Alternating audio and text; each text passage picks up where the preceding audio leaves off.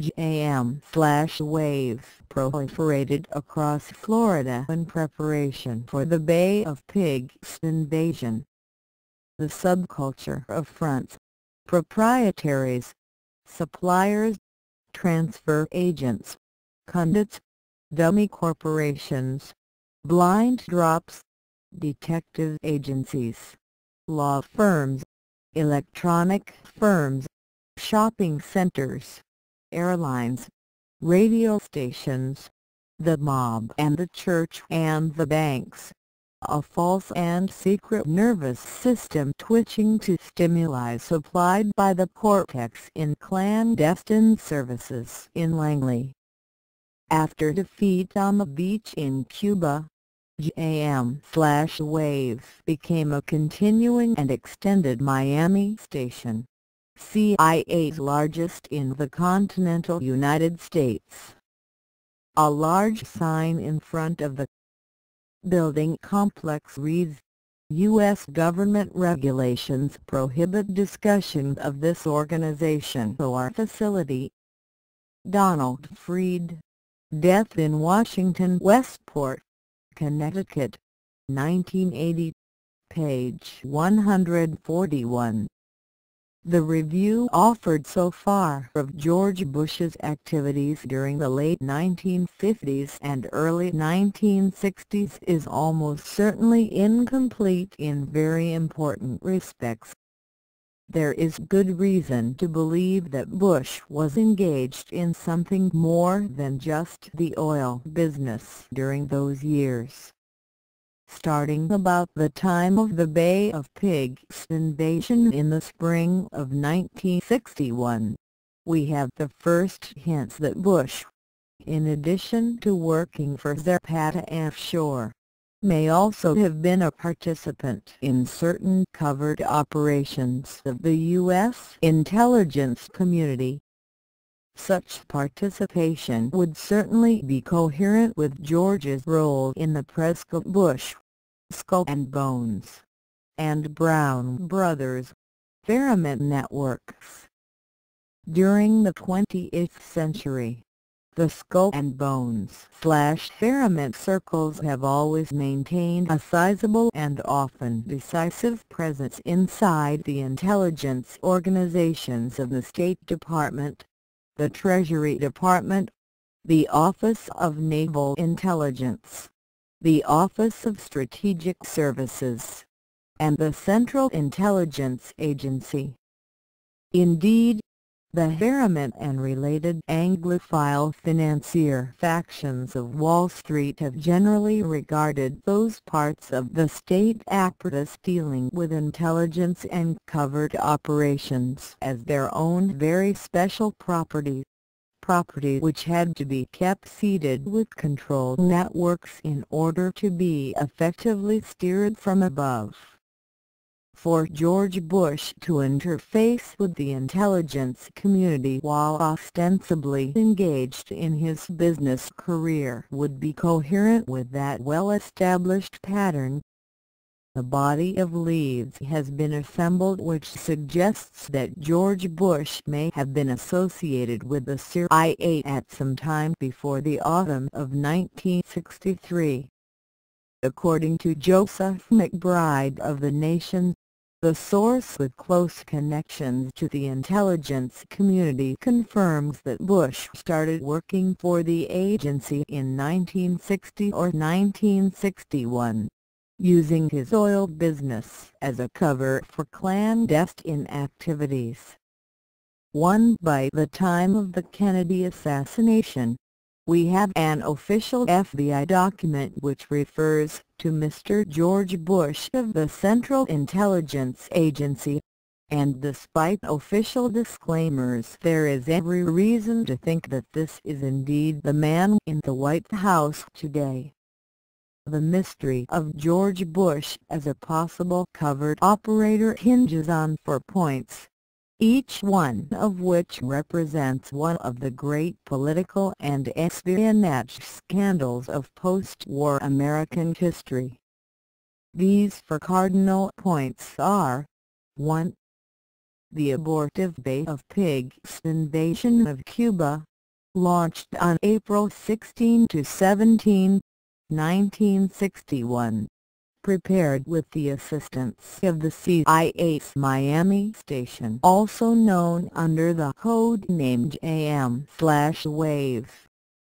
After the failure of the amphibious landings of Brigade 2506, Miami station, under the leadership of Theodore Shackley, became the focus for Operation Mongoose, a series of covert operations directed against Castro, Cuba, and possibly other targets.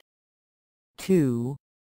The assassination of President John F. Kennedy in Dallas on November 22, 1963, and the cover-up of those responsible for this crime. 3. The Watergate scandal, beginning with an April 1971 visit to Miami, Florida by E. Howard Hunt on the 10th anniversary of the Bay of Pigs invasion to recruit operatives for the White House Special Investigations Unit, the plumbers and later Watergate burglars from among Cuban-American Bay of Pigs veterans. 4. The Iran-Contra affair, which became a public scandal during October-November 1986, several of whose central figures, such as Felix Rodriguez, were also veterans of the Bay of Pigs. George Bush's role in both Watergate and the October surprise/Iran-Contra complex will be treated in detail at later points in this book. Right now it is important to see that 30 years of covert operations, in many respects, form a single continuous whole.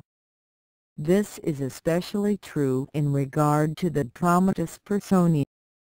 George E. Empire points to the obvious in a recent book: an entire new Cuban cadre now emerged from the Bay of Pigs.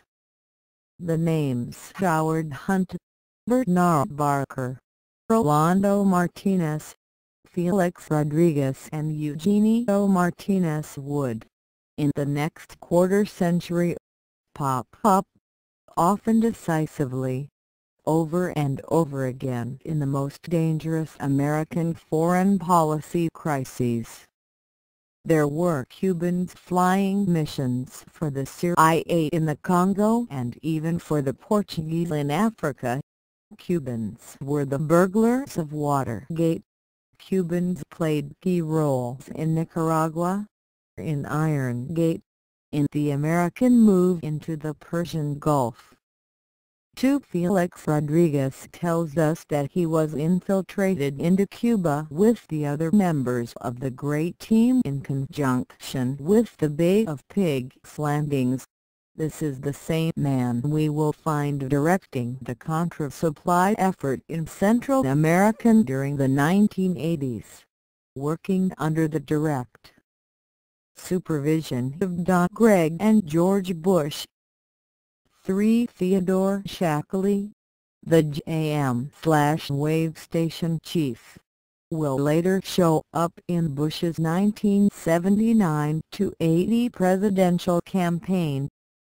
To a very large degree, such covert operations and the great political scandals attendant upon them have drawn upon the same pool of personnel. They are to a significant extent the handiwork of the same crowd.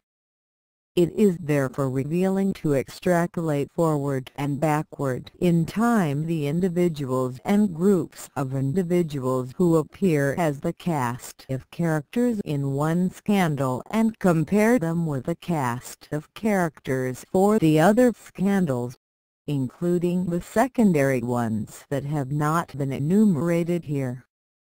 Howard Hunt, for example, shows up as a confirmed part of the overthrow of the Guatemalan government of Jacobo Arbenz in 1954, as an important part of the chain of command in the Bay of Pigs, as a person repeatedly accused of having been in Dallas on the day Kennedy was shot, and as one of the central figures of Watergate. One wonders what secrets, after all, were contained in Howard Hunt's safe, the contents of which were so conventionally deep-sixed by FBI Director Patrick Gray. George Bush is demonstrably one of the most important protagonists of the Watergate scandal, and was the overall director of Iran-Contra.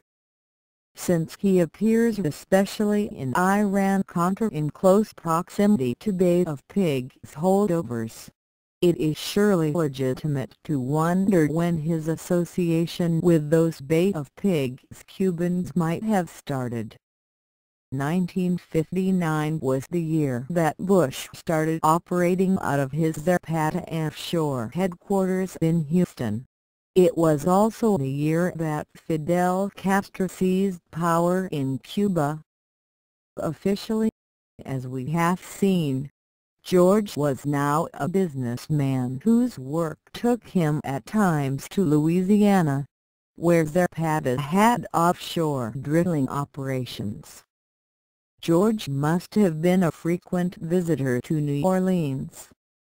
Because of his family's estate on Jupiter Island, he would also have been a frequent visitor to the Oak Sound area. And then, there were Zapata offshore drilling operations in the Florida Strait. On all of these activities, the official Red Studebaker biographical material and the Zapata offshore annual reports are extremely cryptic. The Jupiter Island Connection and Father Prescott's Brown Brothers, Ferryman/Skull and Bones networks are doubtless the key. Jupiter Island meant Admiral Harriman, Robert Lovett, C. Douglas Dillon and other Anglophile financiers who had directed the U.S. intelligence community long before there had been a CIA at all. And, in the backyard of the Jupiter Island Olympians, and under their direction, a powerful covert operations base was now being assembled, in which George Bush would have been present at the creation as a matter of birthright. During 1959–60, Gallant Dulles and the Eisenhower administration began to assemble in South Florida the infrastructure for covert action against Cuba. This was the JAM/WAVE capability, later formally constituted as the CIA Miami Station. JAM/WAVE was an operational center for the Eisenhower regime's project of staging an invasion of Cuba using a secret army of anti-Castro Cuban exiles organized, armed, trained, transported, and directed by the CIA. The Cubans, called Brigade 2506, were trained in secret camps in Guatemala, and they had air support from B-26 bombers based in Nicaragua. This invasion was crushed by Castro's defending forces in less than 3 days. Before going along with the plan so eagerly touted by Gallant Dulles, Kennedy had established the precondition that under no circumstances whatsoever would there be direct intervention by U.S. military forces against Cuba. On the one hand, Dulles had assured Kennedy that the news of the invasion would trigger an insurrection which would sweep Castro and his regime away. On the other, Kennedy had to be concerned about provoking the global thermonuclear confrontation with the USSR, in the eventuality that N.S. Khrushchev decided to respond to a U.S.-Cuban gambit by For example, cutting off U.S. access to Berlin. Hints of the covert presence of George Bush are scattered here and there around the Bay of Pigs invasion. According to some accounts, the code name for the Bay of Pigs was Operation Pluton. But Bay of Pigs veteran Howard Hunt scornfully denies that this was the code name used by JM/Wave personnel. Hunt writes, "So perhaps the Pentagon referred to the brigade invasion as Pluton. CIA did not." 5. But Hunt does not tell us what the CIA code name was, and the contents of Hunt's Watergate-era White House safe, which might have told us the answer, were of course deep-sixed by FBI Director Patrick Gray. One code name frequently used by CIA Miami station personnel appears to have been Don Eduardo, roughly the Spanish equivalent of Mr. Edward or perhaps Mr. Education 6 according to reliable sources and published accounts. The CIA code name for the Bay of Pigs invasion was Operation Zarpadas, and the plan was so referred to by Richard Bissell of the CIA, one of the plan's promoters. In a briefing to President Kennedy in the Cabinet Room on March 29, 1961. 7. Does Operation Zarpadas have anything to do with Zapata offshore? The run-of-the-mill Bushman might respond that Emiliano Zapata, after all, had been a public figure in his own right, and the subject of the recent Hollywood movies starring Marlon Brando.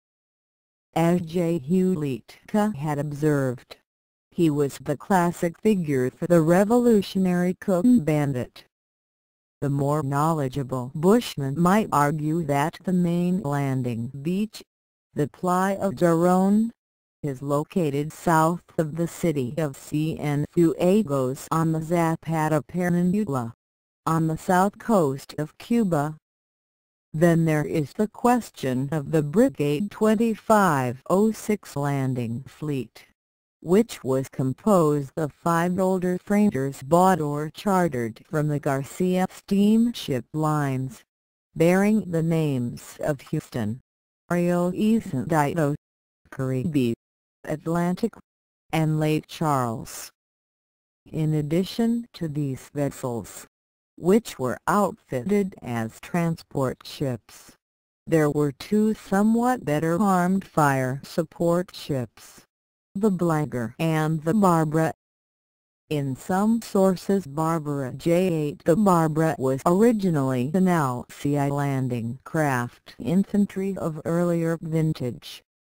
Our attention is attracted at once to the Barbara and the Houston. In the first case because we have seen George Bush's habit of naming his combat aircraft after his wife, and, in the second case, because Bush was at this time a resident, booster, and Republican activist of Houston, Texas. But of course, the appearance of names like Zapata, Barbara, and Houston can by itself only arouse suspicion, and proves nothing.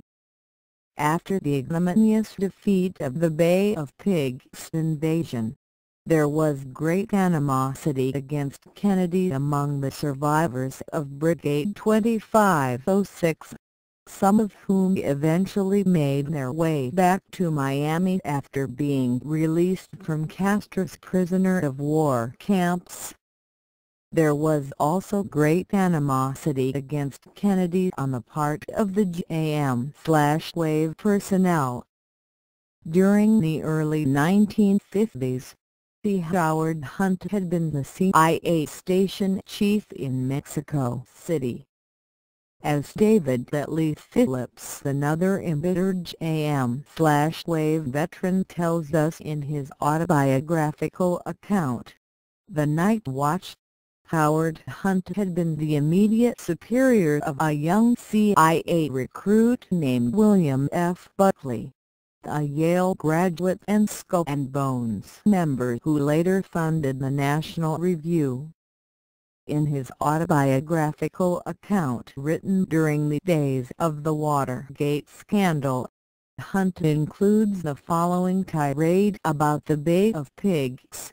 No event since the communization of China in 1949 has had such a profound effect on the United States and its allies as the defeat of the US-trained Cuban invasion brigade at the Bay of Pigs in April 1961.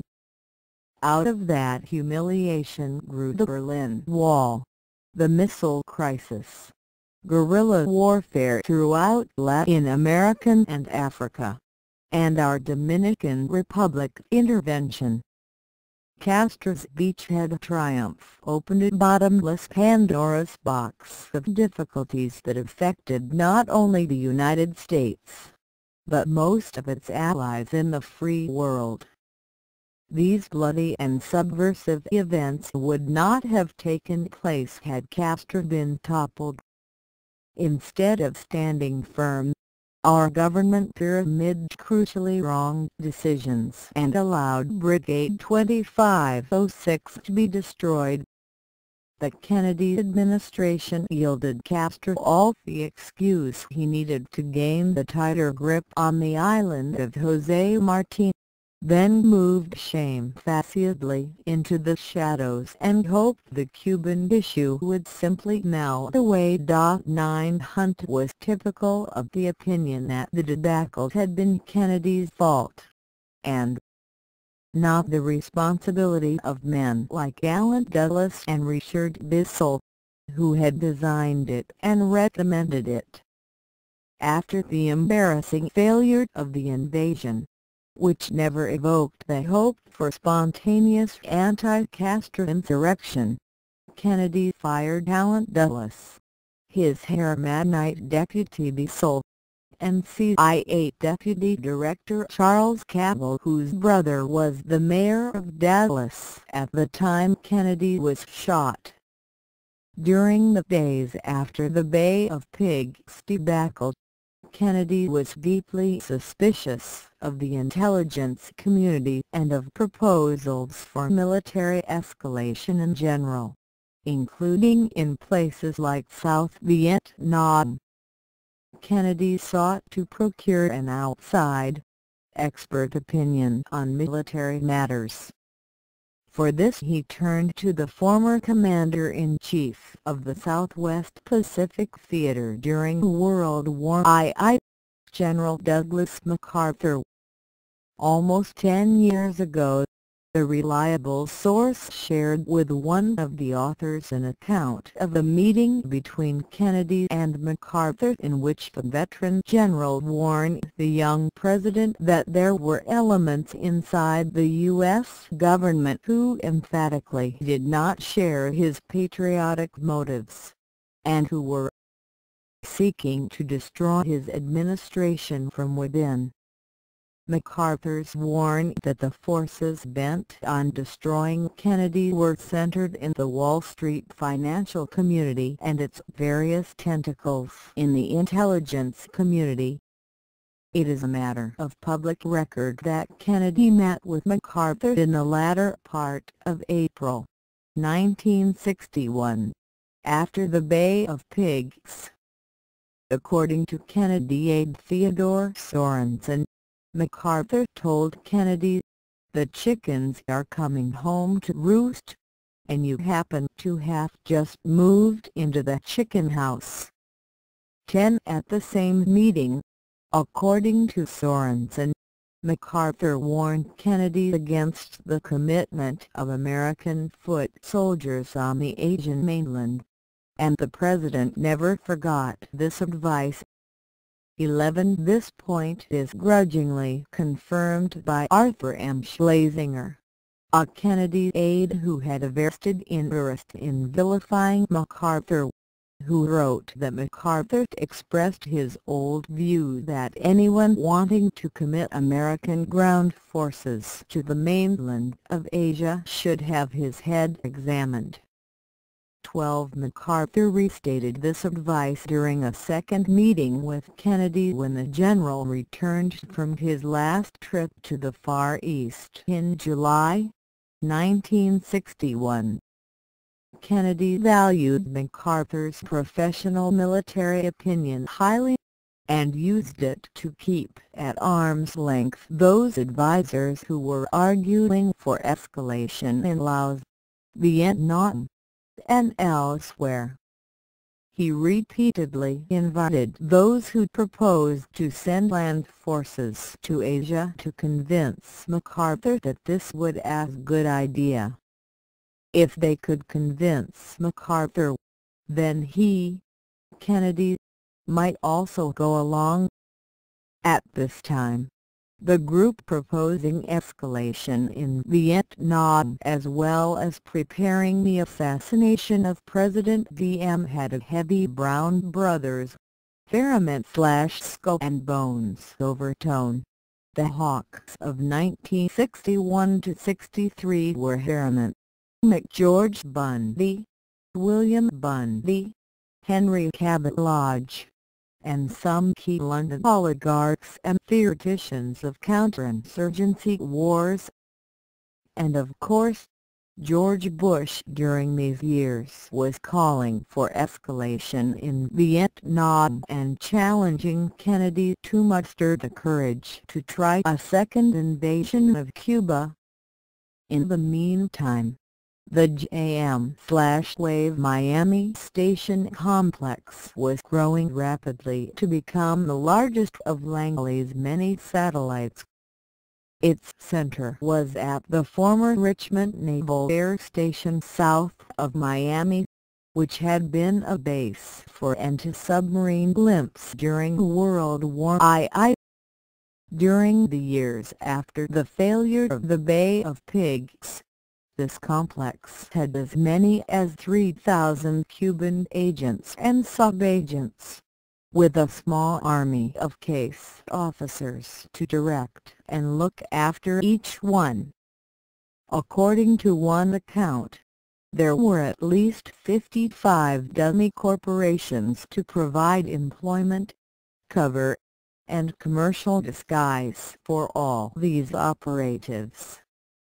There were detective bureaus, gun stores, real estate brokerages, boat repair shops, and party boats for fishing and other entertainments. There was the clandestine Radio Swan, later renamed Radio Americas. There were fleets of specially modified boats based at Homestead Marina, and at other marinas throughout the Florida Keys. Agents were assigned to the University of Miami and other educational institutions. The raison d'etre of the massive capability commanded by Theodore Shackley was now Operation Mongoose, a program for sabotage raids and assassinations to be conducted on Cuban territory, with a special effort to eliminate Fidel Castro personally. In order to run these operations from U.S. territory, flagrant and extensive violation of federal and state laws was the order of the day. Documents regarding the incorporation of businesses were falsified. Income tax returns were faked. FAA regulations were violated by planes taking off for Cuba or for forward bases in the Bahamas and elsewhere. Explosives moved across highways that were full of civilian traffic. The Munitions Act, the Neutrality Act, the Customs and Immigration laws were routinely flaunted. 13. Above all, The drug laws were massively violated as the gallant anti-communist fighters filled their planes and boats with illegal narcotics to be smuggled back into the U.S. when they returned from their missions. By 1963, the drug-running activities of the covert operatives were beginning to attract attention. Jam/wave, in sum, accelerated the slide of South Florida towards the status of drug and murder capital of the United States it achieved during the 1980s, when it became as notorious as Chicago during Prohibition. It cannot be the task of this study to even begin to treat the reasons for which certain leading elements of the Anglo-American financial oligarchy, perhaps acting with certain kinds of support from continental European aristocratic and neo-fascist networks, ordered the murder of John F. Kennedy. The British and the Hermanites wanted escalation in Vietnam. By the time of his assassination, Kennedy was committed to a pullout of U.S. forces. Kennedy, as shown by his American University speech of 1963, was also interested in seeking the more stable path of war avoidance with the Soviets, using the U.S. military superiority demonstrated during the Cuban Missile Crisis to convince Moscow to accept a policy of world peace through economic development. Kennedy was interested in the possibilities of anti-missile strategic defense to put an end to that nightmare of mutually assured destruction which appealed to Henry Kissinger, a disgruntled former employee of the Kennedy administration whom the president had denounced as a madman. Kennedy was considering moves to limit or perhaps abolish the usurpation of authority over the national currency by the Wall Street and London interests controlling the Federal Reserve System. If re-elected to a second term, Kennedy was likely to have reasserted presidential control, as distinct from Wall Street control, over the intelligence community. There is good reason to believe that Kennedy would have ousted J. Edgar Hoover from his self-appointed life tenure at the FBI, subjecting that agency to presidential control for the first time in many years. Kennedy was committed to a vigorous expansion of the space program, the cultural impact of which was beginning to alarm the finance oligarchs. Above all, Kennedy was acting like a man who thought he was President of the United States, violating the collegiality of oligarchical trusteeship of that office that had been in force since the final days of Roosevelt. Kennedy furthermore had two younger brothers who might succeed him, putting a strong presidency beyond the control of the Eastern Anglophile liberal establishment for decades. George Bush joined in the Hermanite opposition to Kennedy on all of these points. After Kennedy was killed in Dallas on November 22, 1963, it was alleged that E. Howard Hunt and Frank Sturgis had both been present, possibly together, in Dallas on the day of the shooting. Although the truth of these allegations has never been finally established. Both Hunt and Sturgis were of course Bay of Pigs veterans who would later appear center stage in Watergate. There were also allegations that Hunt and Sturgis were among a group of 6 to 8 derelicts who were found in boxcars sitting on the railroad tracks behind the grassy knoll near Dealey Plaza, and who were rounded up and taken in for questioning by the Dallas police on the day of the assassination. Some suspected that Hunt and Sturgis had participated in the assassination.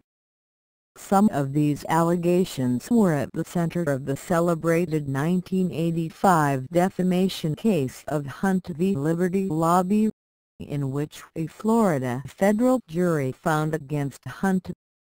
But, since the Dallas Police Department and county sheriff never photographed or fingerprinted the derelicts in question, it has so far proven impossible definitively to resolve this question.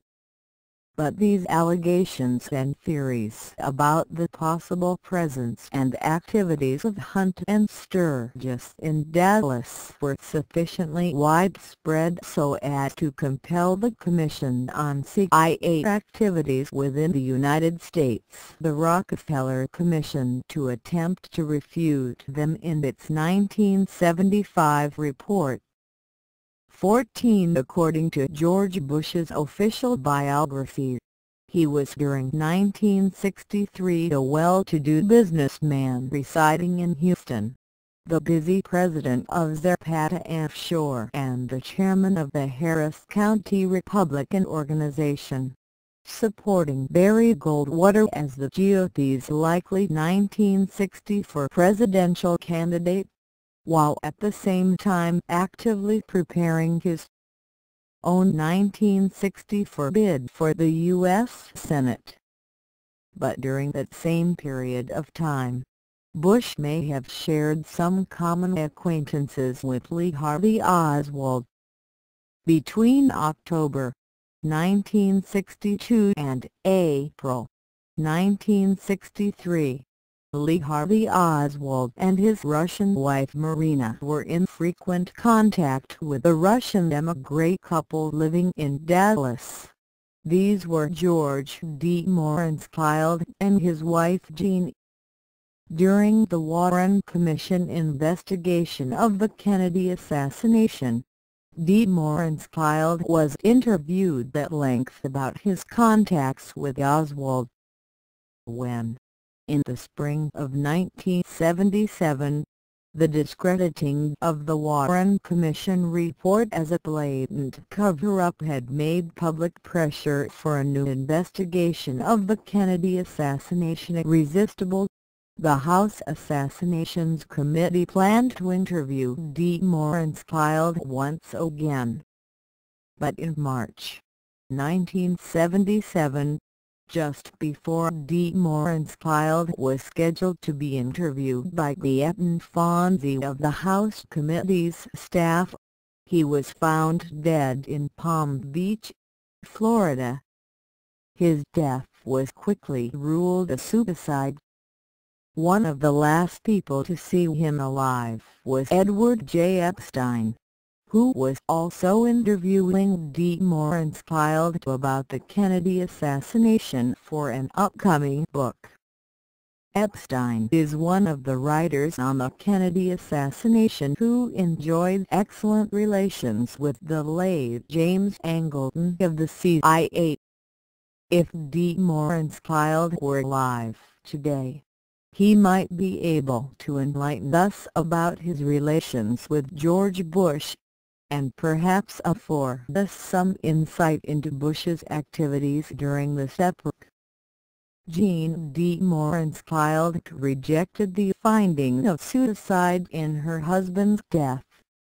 He was eliminated before he got to that committee, the widow told a journalist in 1978, because someone did not want him to get to it. She also maintained that George D. Morenskild had been surreptitiously injected with mind-altering drugs. 15. After D. Morenskild's death, his personal address book was located, and it contained this entry: Bush, George H. W. Poppy 1412 W. Ohio, also Zapata Petroleum, Midland.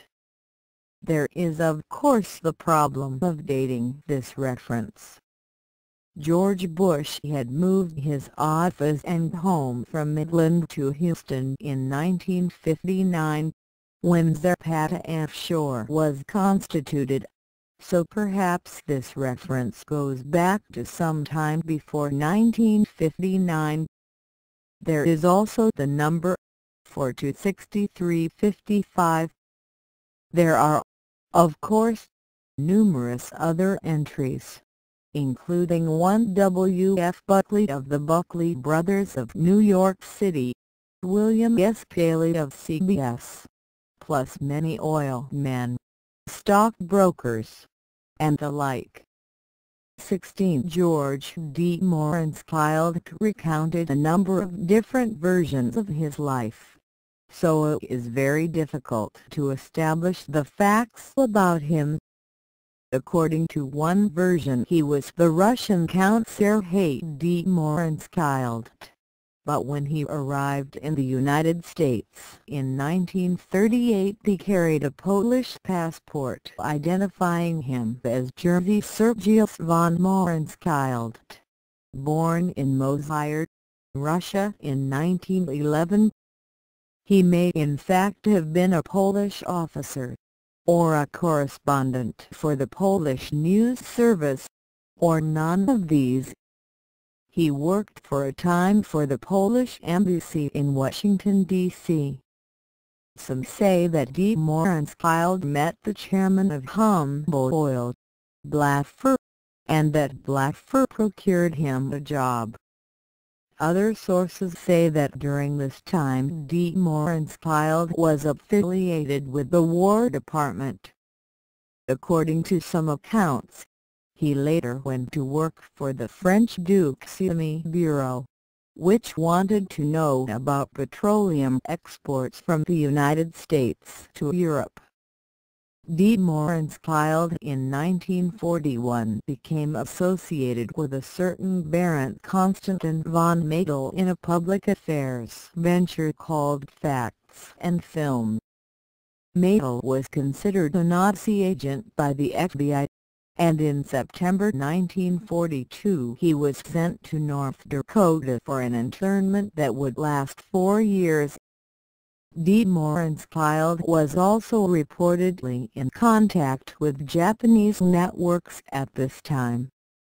In June 1941, D. Moran's-Child was questioned by police at Port Arthur, Texas, on the suspicion of espionage after he was found making sketches of port facilities.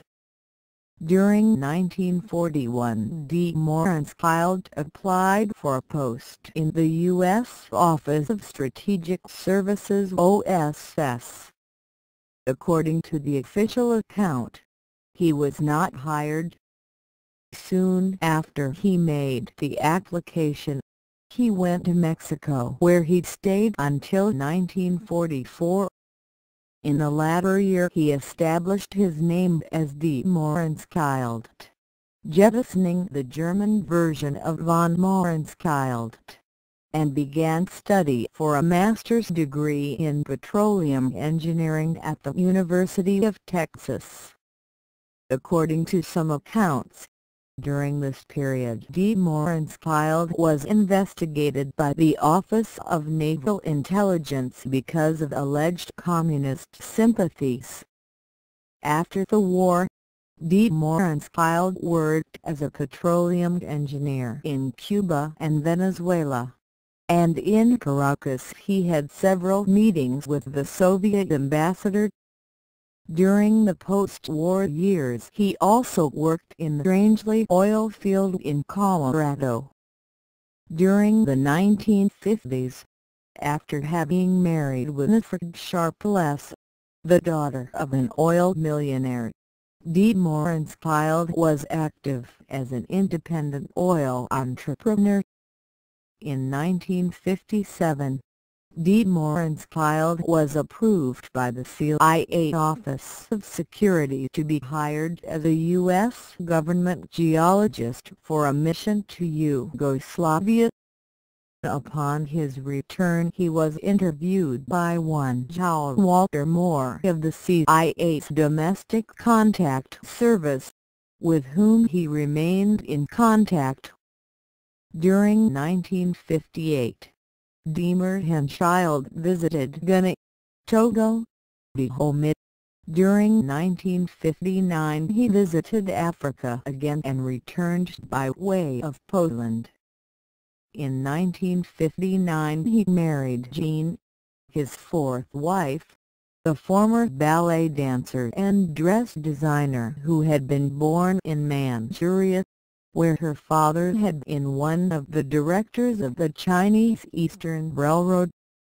During the summer of 1960, George and Jean de Morenskild told their friends that they were going to embark on a walking tour of 11,000 miles along Indian trails from Mexico to Central America. One of their principal destinations was Guatemala City, where they were staying at the time of the Bay of Pigs invasion in April 1961, after which they made their way home by way of Panama and Haiti. After 2 months in Haiti, the Morenskilds returned to Dallas, where they came into contact with Lee Harvey Oswald, who had come back to the United States from his sojourn in the Soviet Union in June 1962.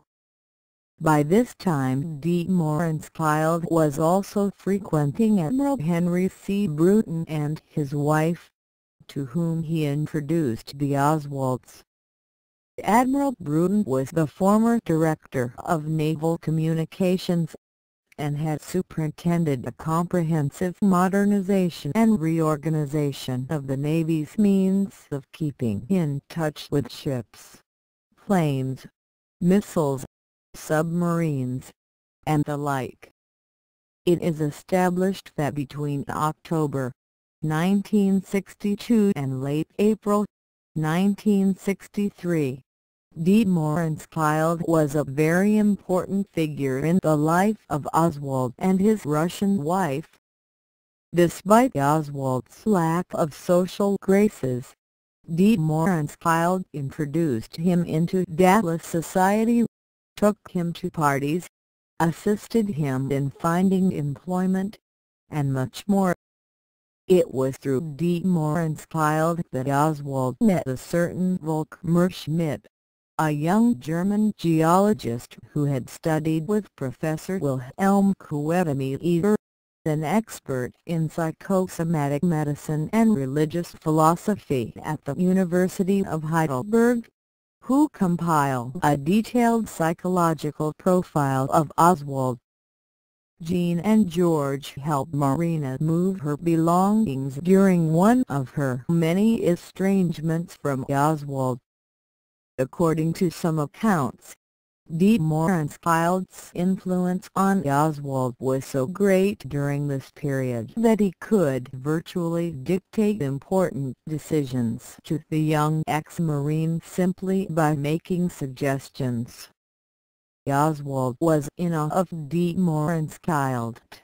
According to some versions, de Morenskild was aware of Oswald's alleged April 10, 1963 attempt to assassinate the well-known right-wing General Edwin Walker. According to Marina, de Morenskild once asked Oswald, "Lee, how did you miss General Walker?" On April 19, George and Jean de Morenskild went to New York City, and on April 29 the CIA Office of Security found that it had no objection to de Morenskild's acceptance of a contract with the Duvalier regime of Haiti in the field of natural resource development. De Morenskild appears to have departed for Haiti on May 1, 1963. In the meantime Oswald had left Dallas and traveled to New Orleans. According to Mark Lane, there is evidence that de Morenschildt served as a CIA control officer who directed Oswald's actions. Much of the extensive published literature on de Morenschildt converges on the idea that he was a babysitter, handler, case officer, or control agent for Oswald on behalf of some intelligence agency. 17 De Morenschildt's pedigree evokes haunting parallels to the typical figures of the PR and NDX networks of George Mondale, Karen Knauge, Max Haderman, Max Seligman, Carlo D'Amelio, Louis Mortimer Bloomfield, and Clay Shaw, to which public attention was called during the investigations of New Orleans District Attorney James Garrison. It is therefore highly interesting that George Bush's name turned up in the personal address book of George de Morenschildt. The Warren Commission went to absurd lengths to cover up the fact that George de Morenschildt was a denizen of the world of the intelligence agencies. This included ignoring the well-developed paper trail on de Morenschildt as Nazi and communist sympathizer, and later as a U.S. asset abroad. The Warren Commission concluded, the Commission's investigation has developed no signs of subversive or disloyal conduct on the part of either of the de Morenschildts. Neither the FBI, CIA, nor any witnesses contacted by the Commission has provided any information linking the de Morenschildts to subversive or extremist organizations. Nor has there been any evidence linking them in any way with the assassination of President Kennedy. 18 On the day of the Kennedy assassination, FBI records show George Bush as reporting a right-wing member of the Houston Young Republicans for making threatening comments about President Kennedy. According to FBI documents released under the Freedom of Information Act, on November 22, 1963, Mr. George H. W. Bush, 5525 Briar, Houston, Texas, telephonically advised that he wanted to relate some hearsay that he had heard in recent weeks.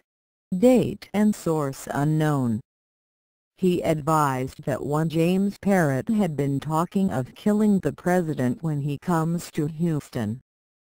Parrott is possibly a student at the University of Houston and is active in politics in the Houston area. According to related FBI documentation, a check with Secret Service at Houston, Texas revealed that agency had a report that Parrott stated in 1961 he would kill President Kennedy if he got near him. Here Bush is described as a reputable businessman. FBI agents were sent to interrogate Parrott's mother, and later James Milton Parrott himself. Parrott had been discharged from the U.S. Air Force for psychiatric reasons in 1959. Parrott had an alibi for the time of the Dallas shootings.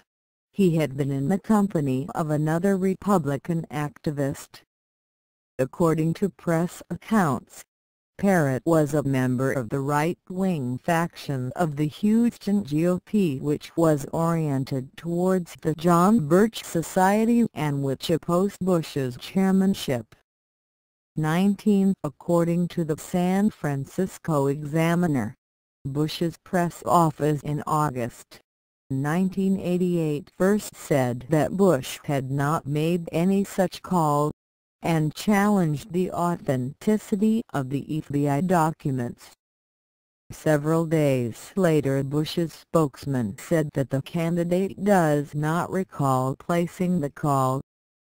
One day later, after he reported Parrott to the FBI, Bush received a highly sensitive, high-level briefing from the Bureau. Date: November 29, 1963 to Director of Bureau of Intelligence and Research, Department of State, from John Edgar Hoover, Director. Subject: Assassination of President John F. Kennedy, November 22, 1963. R. Miami, Florida. Office on November 23, 1963, advised that the Office of Coordinator of Cuban Affairs in Miami advised that the Department of State feels some misguided anti-Castro group might capitalize on the present situation and undertake an unauthorized raid against Cuba, believing that the assassination of President John F. Kennedy might herald a change in U.S. policy, which is not true. Our sources and informants familiar with Cuban matters in the Miami area advise that the general feeling in the anti-Castro Cuban community is one of stunned disbelief, and even among those who did not entirely agree with the president's policy concerning Cuba, the feeling is that the president's death represents a great loss not only to the U.S. but to all Latin America. These sources know of no plans for unauthorized action against Cuba. An informant who has furnished reliable information in the past and who is close to a small pro-Castro group in Miami has advised that those individuals are afraid that the assassination of the president may result in strong repressive measures being taken against them, and, although pro-Castro in their feelings, regret the assassination. The substance of the foregoing information was orally furnished to Mr. George Bush of the Central Intelligence Agency and Captain William Edwards of the Defense Intelligence Agency on November 23, 1963, by Mr. W. T. Forsyth of this Bureau. William T. Forsyth, since deceased, was an official of the FBI's Washington headquarters. During the time he was attached to the Bureau's Subversive Control Section, he ran the investigation of Rev. Martin Luther King. Was he also a part of the FBI's harassment of Dr. King? The efforts of journalists to locate Captain Edwards have not been successful. This FBI document identifying George Bush as a CIA agent in November 1963 was first published by Joseph McBride in The Nation in July 1988, just before Bush received the Republican nomination for president. McBride's source observed, "I know Bush was involved in the Caribbean. I know he was involved in the suppression of things after the Kennedy assassination. There was a very definite worry that some Cuban groups were going to move against Castro and attempt to blame it on the CIA." 20 When pressed for confirmation or denial, Bush's spokesman Stephen Hart commented, "Must be another George Bush." Within a short time the CIA itself would peddle the same damage control line. On July 19, 1988, in the wake of wide public attention to the report published in The Nation, CIA spokeswoman Sharon Basso departed from the normal CIA policy of refusing to confirm or deny reports that any person is or was a CIA employee.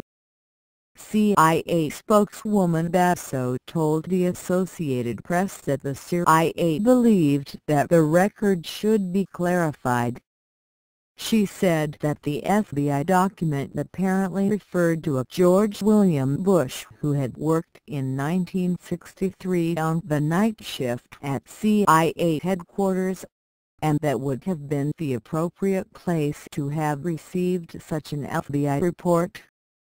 According to her account, the George William Bush in question had left the CIA to join the Defense Intelligence Agency in 1964. For the CIA to volunteer the name of one of its former employees to the press was a shocking violation of traditional methods, which are supposedly designed to keep such names a closely guarded secret. This revelation may have constituted a violation of federal law, but no exertions were too great when it came to damage control for George Bush.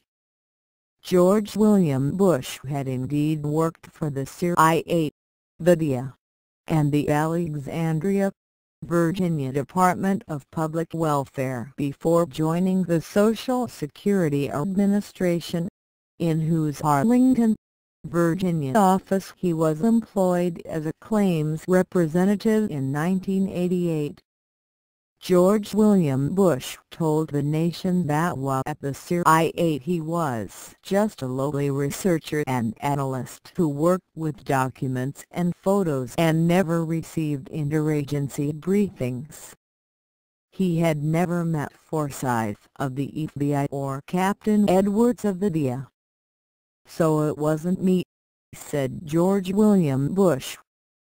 21 later, George William Bush formalized his denial in a sworn statement to a federal court in Washington, D.C. The affidavit acknowledges that while working at CIA headquarters between September 1963 and February 1964, George William Bush was the junior person on a 3- to 4-man watch shift which was on duty when Kennedy was shot. But, as George William Bush goes on to say, "I have carefully reviewed the FBI memorandum to the Director, Bureau of Intelligence and Research, Department of State dated November 29, 1963, which mentions a Mr. George Bush of the Central Intelligence Agency. I do not recognize the contents of the memorandum as information furnished to me orally or otherwise during the time I was at the CIA. In fact, during my time at the CIA, I did not receive any oral communications from any government agency of any nature whatsoever. I did not receive any information relating to the Kennedy assassination during my time at the CIA from the FBI. Based on the above, it is my conclusion that I am not the Mr. George Bush of the Central Intelligence Agency referred to in the memorandum." 22 So we are left with the strong suspicion that the Mr. George Bush of the CIA referred to by the FBI is our own George Herbert Walker Bush, who, in addition to his possible contact with Lee Harvey Oswald's controller, may thus also join the ranks of the Kennedy assassination cover-up. It makes perfect sense for George Bush to be called in on the matter involving the Cuban community in Miami, since that is a place where George has traditionally had a constituency. George inherited it from his father, Prescott Bush of Jupiter Island, and later passed it on to his own son, Jeb.